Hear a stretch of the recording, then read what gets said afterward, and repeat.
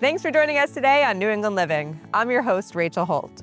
First up, we're heading to Groton, Mass. to discover one of the area's newest and leading centers for music and education with Lisa Fiorentino, CEO of Groton Hill Music Center.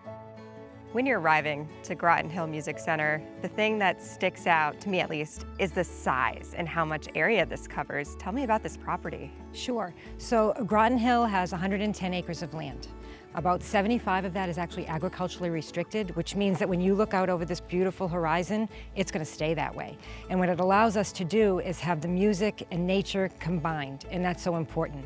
Our building itself is on about 33 acres of land. It's a 126,000 square foot building. It has 2 concert halls, a 1,000 seat and a 300 seat. It has 35 music studios, all acoustically designed, put together so that people can come and get immersed in the music and everything that we do.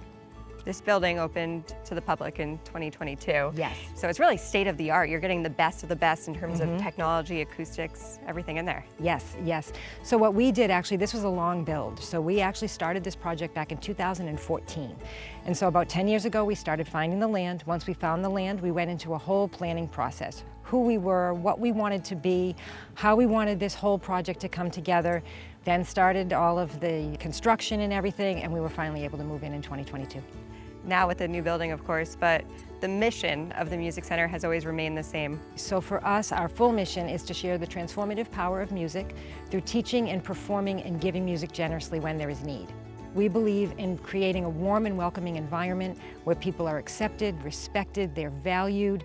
Many people call us their second home for music. We look at personal growth, we look at connections, and the overall experience, because when we want someone to come here, we want them to feel like they are part of something bigger, like they can immerse themselves in the music and also be part of our community. And that's pretty much in our DNA and how we do things, and we've carried that forward even when we were a small organization to now when we're the much larger organization that we are.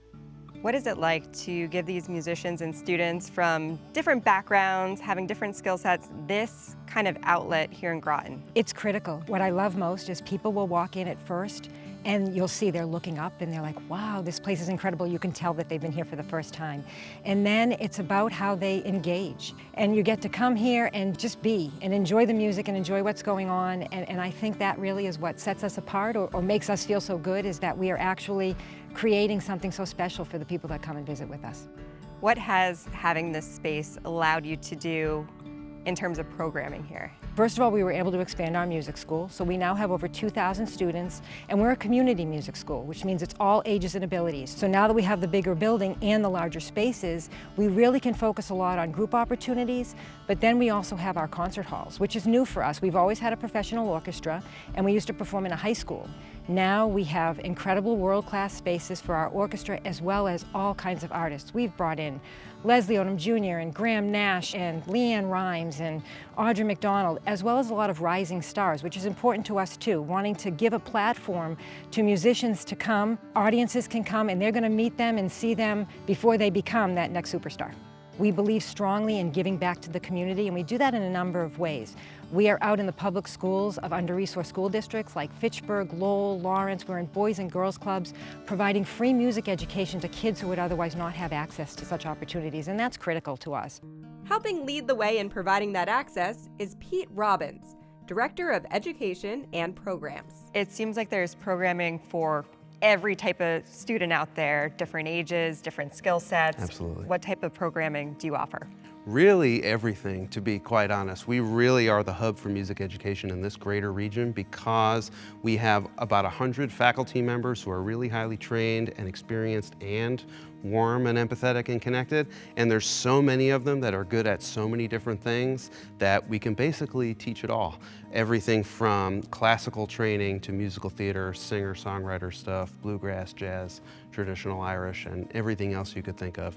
We offer private lessons for one-on-one, really focused learning so we can help you meet your own tailored musical goals. And we offer lots and lots of group settings, from small ones like bands and chamber groups and little choirs to larger things like orchestras, both for adults and for kids, youth chorus, wind ensemble. We have a flute orchestra, 2 jazz big bands, because we really believe that the whole point of it all is to make music with other people. In our music education paradigm, those are sort of the 2 sides of it. The private instruction to kind of develop your skills and develop a love for the instrument and the music and the craft, and then these group settings where you connect with others and you're part of something larger than yourself.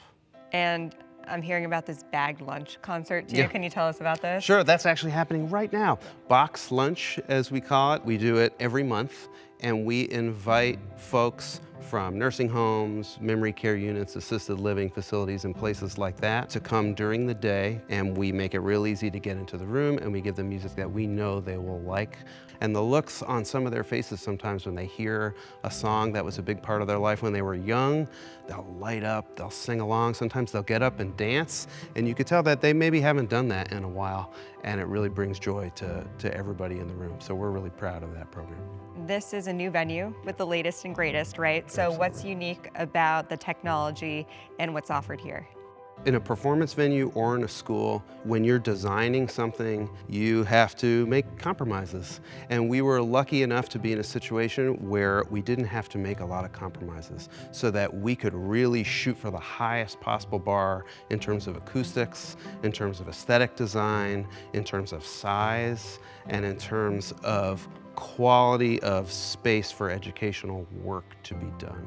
But it was all intentionally designed to be able to meet these different little parts of our mission and serve all these different people that we want to serve, both performance-wise and education-wise, and that happens like never. We're very, very lucky to be able to say, this is our fantasy, and then it's basically become a reality for us and the people we serve.